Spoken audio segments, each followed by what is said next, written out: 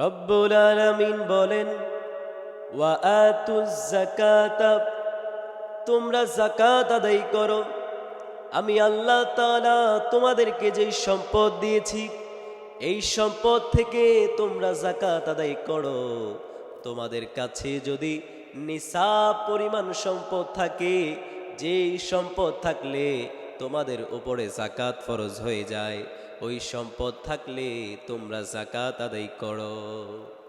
এই যাকাত যদি আপনি আদায় করেন, আপনার কি লাভ হবে? যাকাত যদি আপনি আদায় করেন, আপনার কি লাভ? অনেকেই বলেন, হুজুর আমি তো যাকাত আদায় করব, কিন্তু যাকাত দিলে লাভ হবে কি? আপনি শুনে রাখেন, আপনি যদি যাকাত আদায় করেন, আপনার সম্পদগুলো পবিত্র হয়ে যাবে। আপনার সম্পদগুলো পবিত্র হয়ে যাবে শুধু যদি আপনি যাকাত আদায় করেন।